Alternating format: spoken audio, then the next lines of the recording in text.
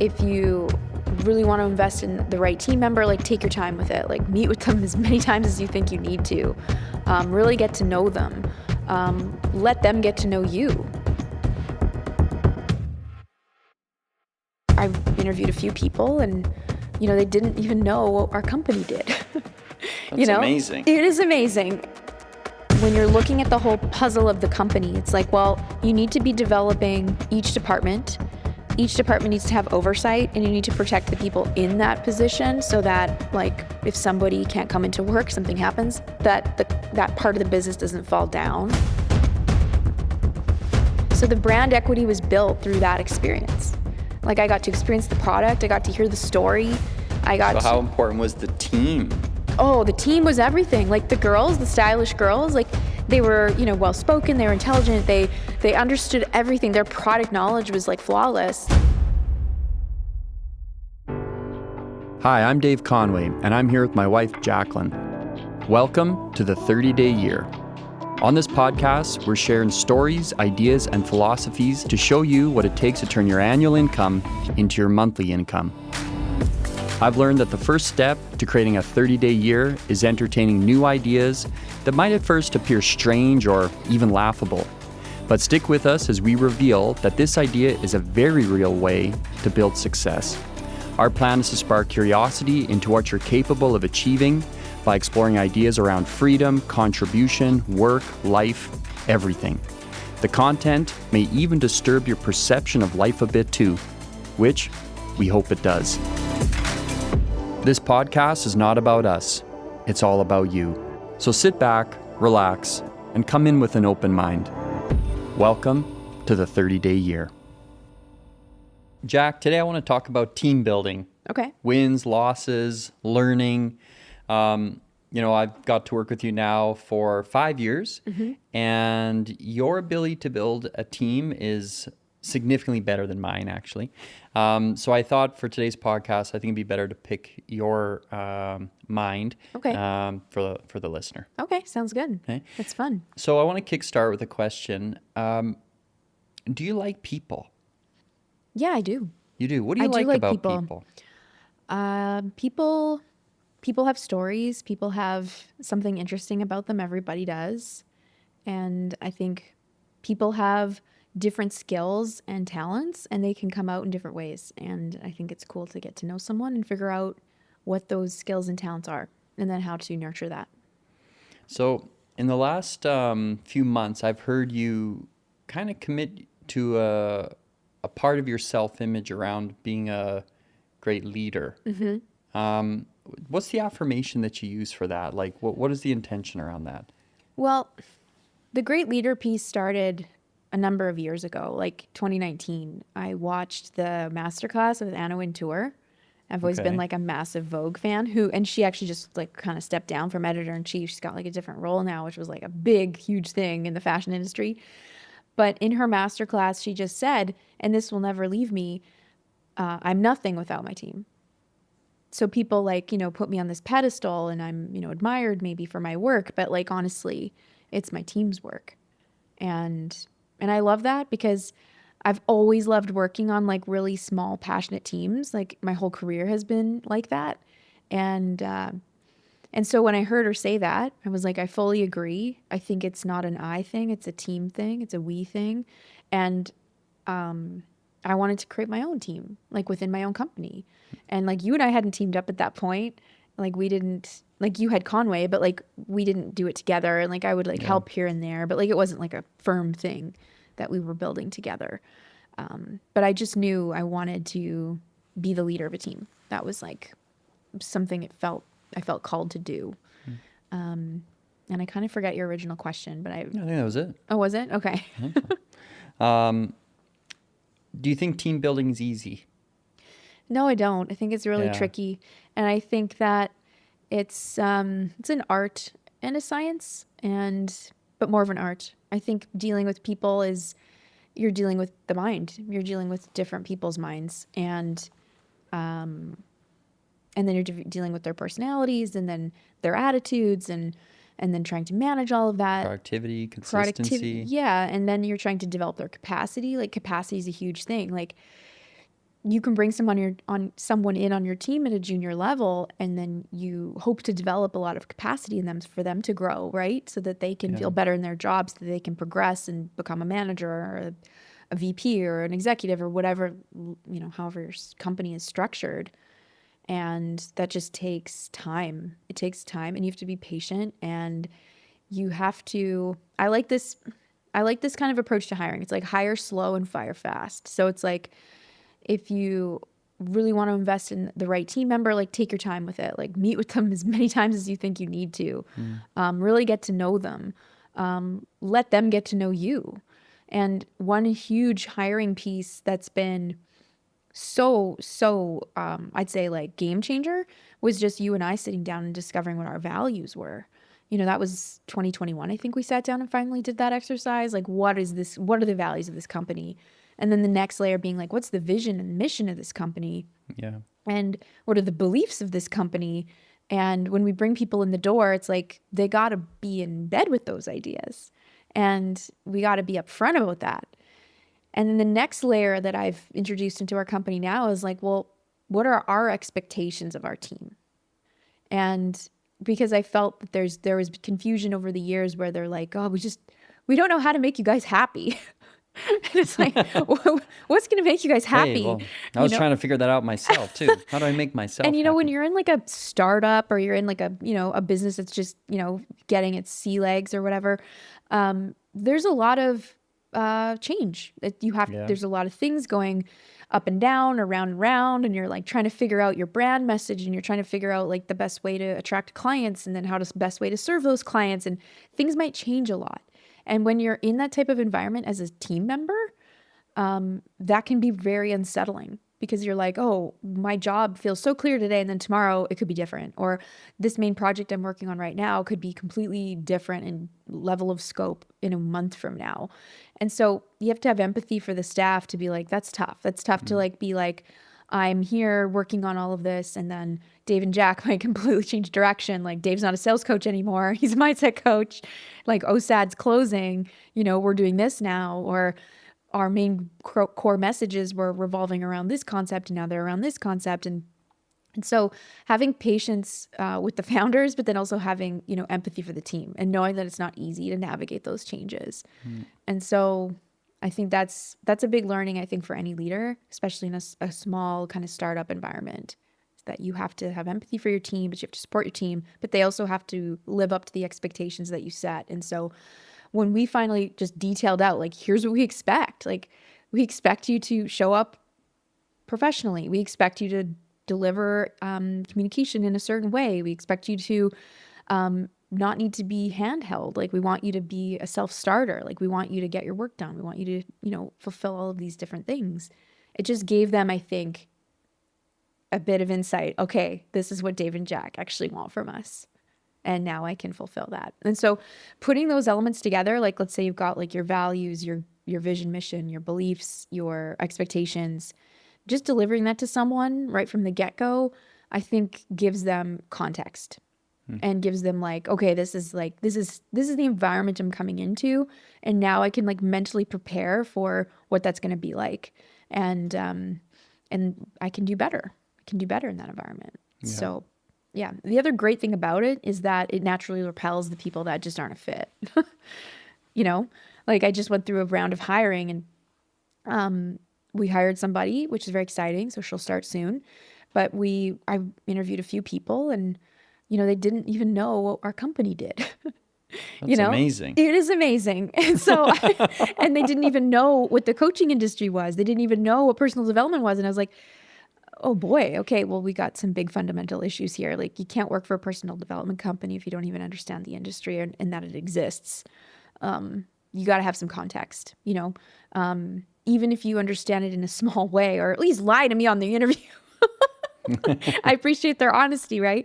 But yeah, it's just, I think it's just, sometimes we're looking for a warm body to fill a job, and that's just the wrong approach. Like, you have to really be in bed with like this company and what they're going after, right? And so as a leader, you have to be able to have that framework for them so they can decide if that's the fit for them, and then vice versa. Yeah. Do you think that people, like entrepreneurs, because anyone can say they're an entrepreneur. Anyone can start a business, right? Sure. And I find a lot of entrepreneurs, they can get, they get kind of hardened over time with kind of being disappointed or let down by people.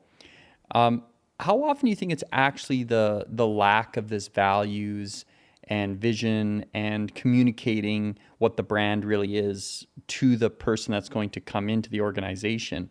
How often do you think failure is actually caused by that? So like the owner like or the leader? 90%, like more often than not, like Right. 90%, like constantly. I think that it's the problem. But it's also difficult on the founders too, or the entrepreneurs, because they're trying to figure it out for themselves as well. Yeah, it takes a while, right? It takes a while, and I think there's like some soul searching, there's like some trial and error, there's like a lot of things that need to happen on both sides, like for the founder to be able to even intelligently provide that context. Although I'd say start sooner than later. Like if it changes, it changes. Like let it evolve. Like at least get your values down so that you know what the heck you care about and what's important. Because even for the founders and for the leaders within the companies, like you need to know how to make decisions properly, and you need to have something to weigh those decisions against, which I think your values is the best way to do that. I've heard you talk about brand equity. Yeah, I love that topic. Can you tell us what brand equity is? Sure. So brand equity is effectively like the value that your brand has in the eyes of the consumer, or like the value it holds in the eyes of the consumer. So I was at a conference. I've been like really doubling down on professional development this year, which I feel like we'll have to do a podcast about at some point, because I feel like I have a lot to share about it. Yeah. But I was at this conference with my sister. We were in Los Angeles, and it was this very beautiful female-centric kind of environment. So definitely enjoyable for me. I like really loved it. And Girls, there was this, they run the world. yeah, exactly. Total girl power energy.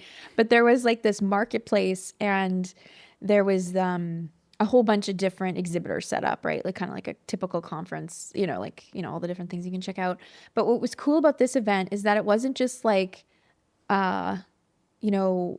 like tech companies trying to sell me software, which is normally the game. This was more like products that were trying to get off the ground that wanted influencers to like promote them, which was kind of interesting. So there was lots of cool startups there, and there was lots of beauty, beverages, and maybe a bit of apparel. There was some travel, there was some employment stuff, a bit of not too much software. There was a couple software, AI kind of things there too.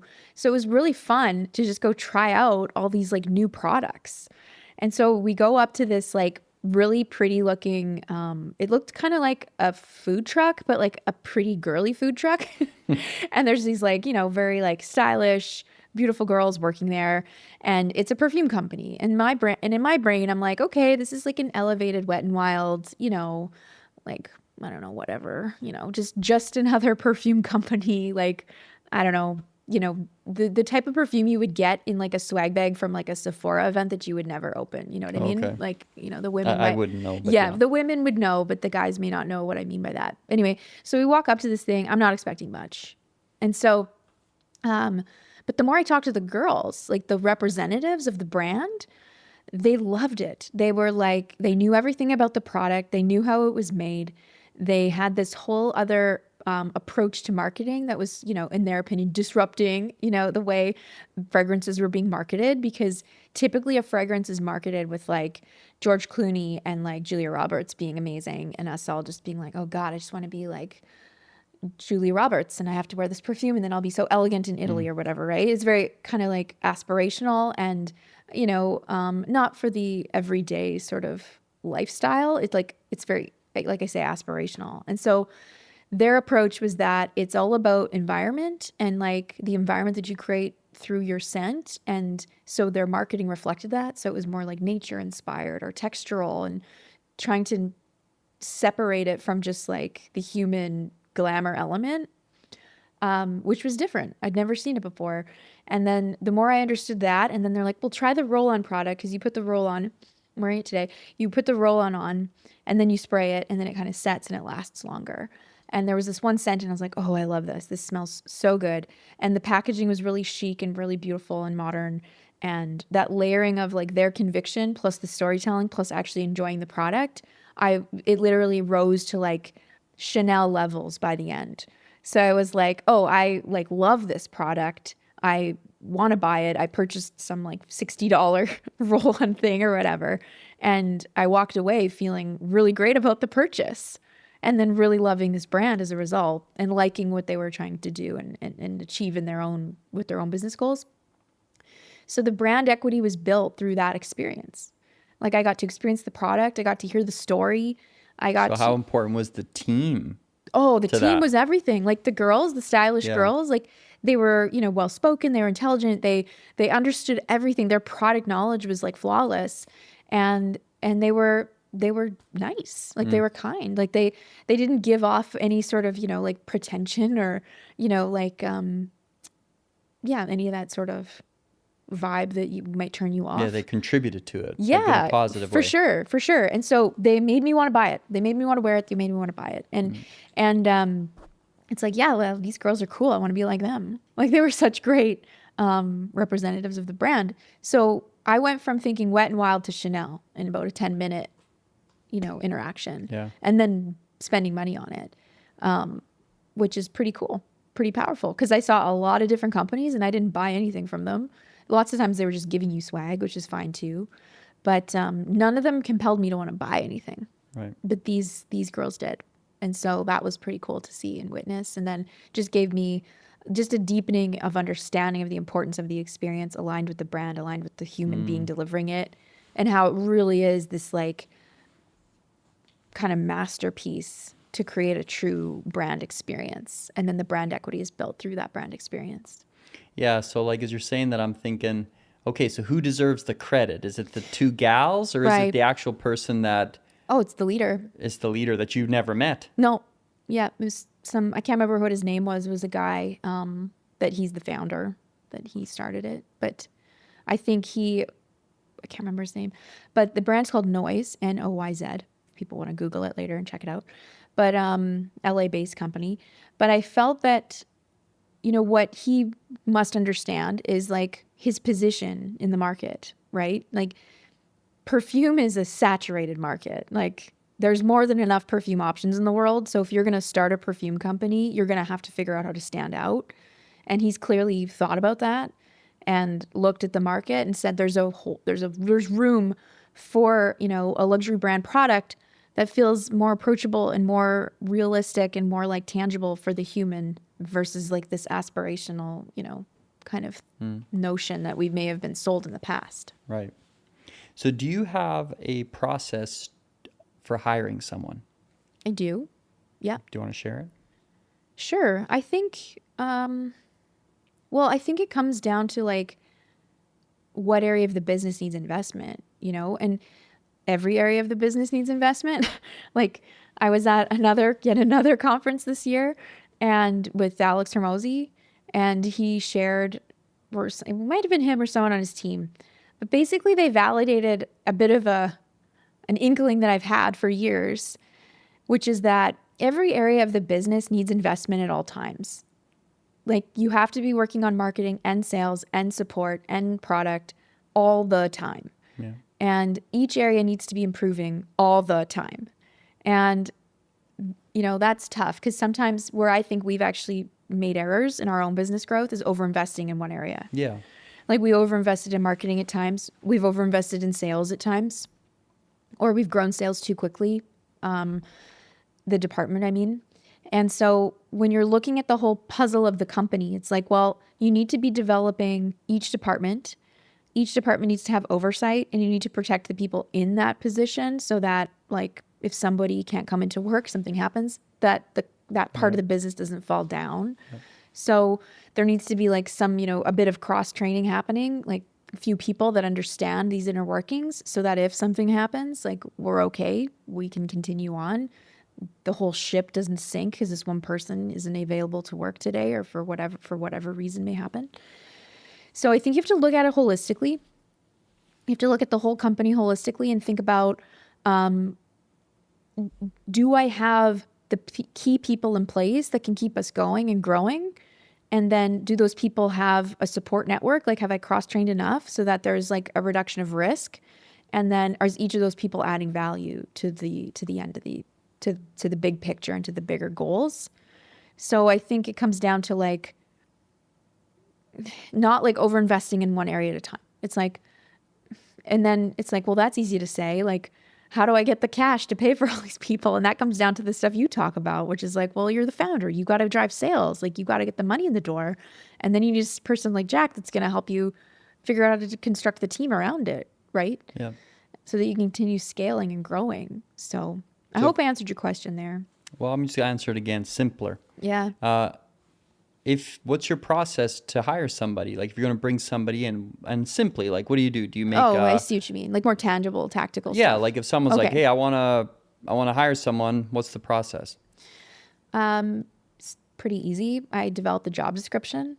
If it's a new position, or I look at the existing job description and I update it depending on the circumstance. And then I will refine that down. I'll post it. I'll get it out in front of people. I'll email our list. I'll share it with connections that I think might have people in their networks that would be a good fit. Yeah. I just try to get as many applicants as I can. And then I also like to do some type of skill testing challenge. I like to know, is this person actually interested in this kind of work? Do they have the skill set for this kind of work? So I like to kind of test them a little bit. Yeah, like a little challenge. And you would not believe, like an assignment. You would not believe how many people you weed out by doing that. So for this last round of hiring, I had 120, probably 130 applications in the end. And I shortlisted, I want to say 15 of those. Mm-hmm. And I sent 15 challenges out, like little mini challenge, and nothing crazy. I actually sent them just a podcast like this. Yeah. And I said, take this podcast and turn it into something else. You know, for a professional sort of like marketer, that should be fairly straightforward. And I received 5 back. 5. So you went from 130 applicants, so like resumes, applicants, down to 15 that you narrowed it down to. Yes. And then from this exercise or a little assignment or a little job or whatever, a little showcase, you brought it then down to 5? Yep, 5 got the 5 did the challenge. Yeah, and then how many from the 5 after receiving their work did you narrow it down 3. to? 3. To get 1. Down to get 1. Yeah. Mm-hmm. Yeah. Yeah, that's amazing. Yeah, and it's and then from there, once I got the 1, like we interviewed her 3 times. And then you bring her into the and values we did references and check, all that and stuff. she had to read the handbook, and read the is this a fit for you and culturally? Mm-hmm. Yeah. Yeah. So after hearing that, that's pretty incredible. Yeah, it's kind of obvious why people struggle in this area, like why people do struggle getting the right people on the boat or right people on the bus. It really is, at the end of the day, like a failure upon the founder and the leader, isn't it? Yeah, unfortunately. You really have to own that. Yeah. Yeah, it's just like Napoleon Hill's rules of leadership, right? He says it on there. Yeah, attention to detail is one of them. Yeah.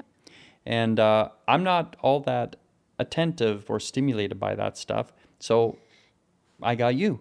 Yeah. And like, I can't say I'm a masterful recruiter yet. You know, I'll improve at that skill.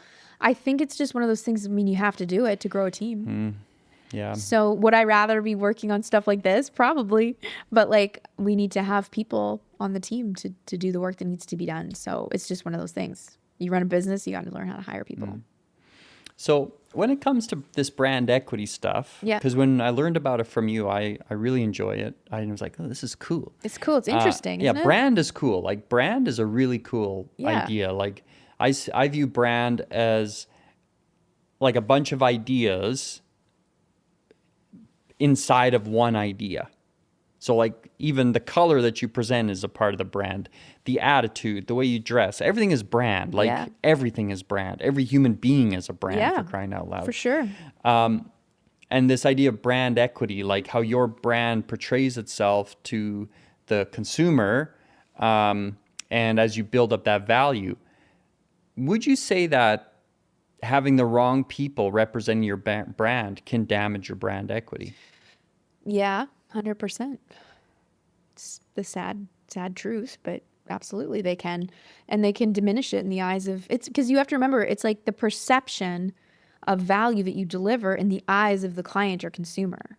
So absolutely somebody can damage that, and then you have to repair that. And that can take a long time because they've lost trust. And to build trust takes time, and then you lose it really fast. Yeah. And then to get it back is even harder. If you ever can. Yeah, it really is a question of trust. Yeah. So to bring us in for a landing, when it comes to achieving a 30-day year, let's say a goal of earning $100,000 a month, how many people do you think a person would need to achieve that? Depending on the business model, right? Like what they do for work. I mean, in high ticket sales and coaching and different forms of that, service delivery, I think 3 to 4 people could do it. Yeah, that's what it was for us. Like when we started to get to the 100,000 a month consistently, we had a team of 4. We had myself in sales, we had you and sales and coaching me, and then we had Amelia in some finance and ops and coaching, because she was helping me a lot with the scheduling finance and stuff. and sales, finance and admin and that. And then we had Pia in tech. Yeah, in marketing. And marketing. And then we had you in marketing and... Yeah, for sure. And also because like Pia also did work with like client success as well, right? You know, setting all those systems up. So each area of the business was being looked at by one of us. Right. Like, because you've got your sale, or let's say marketing, sales, service, admin, like all those things need to be looked at, to run a successful, proper business, right? So those areas were looked at between 4 people.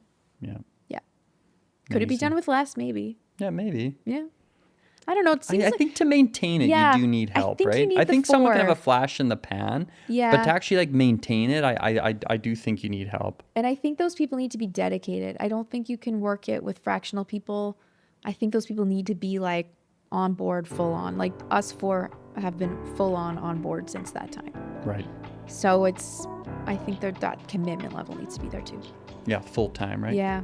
Yeah, it helps. Yeah, big time. Thanks so much for sharing your wisdom, Jacq. That was fun.